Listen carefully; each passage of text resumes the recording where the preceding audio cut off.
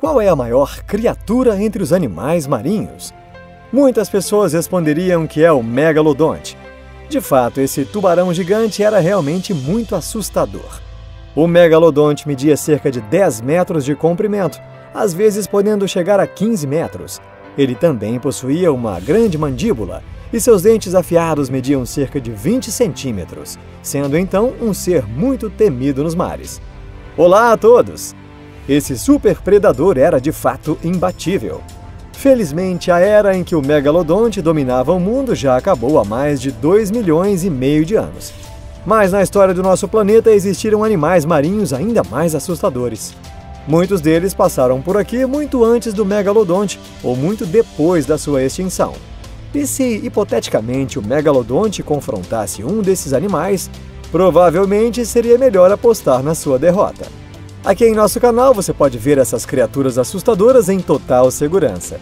Então hoje vamos encontrar esses animais marinhos, que talvez pudessem bater de frente com um megalodonte de igual para igual. Vamos lá!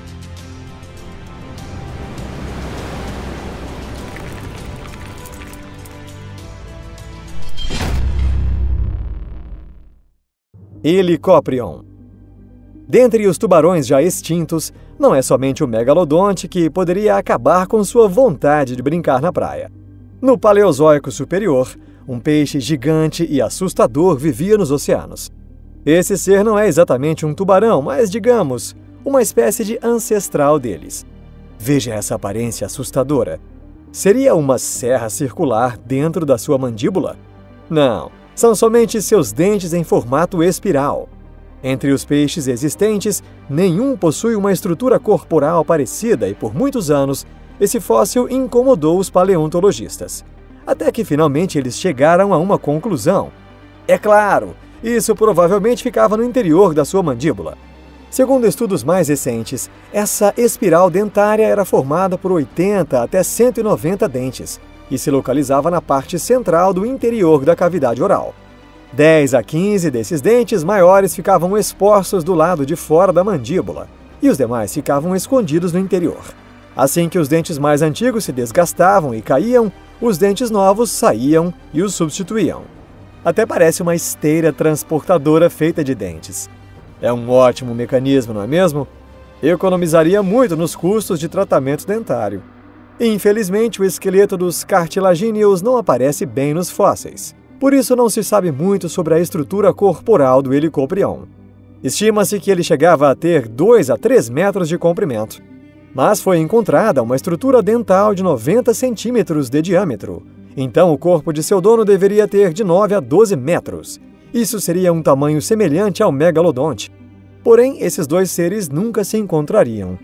Isso porque o Helicoprion foi extinto muito antes do aparecimento do megalodonte. Basilossauros. Os antepassados do Basilossauros, que se banhavam nos mares quentes de 140 milhões de anos atrás, não se pareciam nem um pouco com seus parentes atuais, as baleias. Basilossauros significa o rei lagarto. O nome pode soar como um dinossauro, isso porque inicialmente os pesquisadores pensavam que esse fóssil pertencia a uma espécie de réptil. O corpo media de 18 a 20 metros. A longa coluna vertebral o permitia se mover contorcendo o corpo como uma cobra. E ainda por cima, ele possuía patas. Isso mesmo, apesar de morar dentro do mar.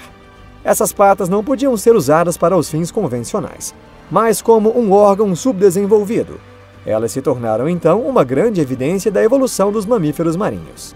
Isso mostra que eles subiram para a terra, mas voltaram para o mar. O Basilossauro se alimentava de grandes peixes.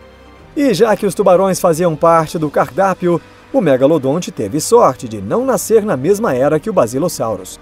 A propósito, alguns teóricos da conspiração acreditam que o Basilossauros vive até hoje, e que a lenda da serpente marinha trate exatamente deste animal.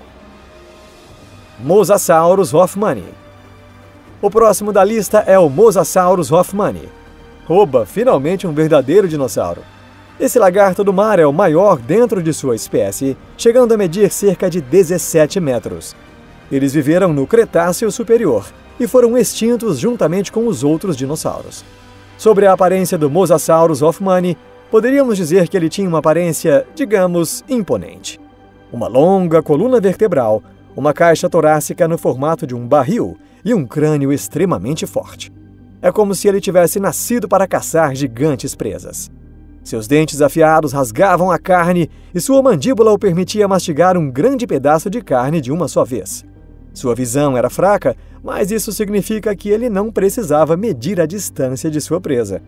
De qualquer forma, seria inútil tentar fugir dele. Através de vários fósseis encontrados com marcas de fraturas em sua mandíbula, podemos perceber a sua natureza agressiva. Essas fraturas foram provavelmente adquiridas durante a caça ou durante uma batalha contra outros de sua espécie. Ao que parece, ele se alimentava também de outros mosassauros menores. E o que aconteceria se o Mosasaurus hoffmanni se deparasse com um megalodonte? A verdade é que o megalodonte era um animal lento e não podia caçar grandes animais devido ao tamanho de seu corpo. Fugir do campo de batalha seria a melhor opção para ele.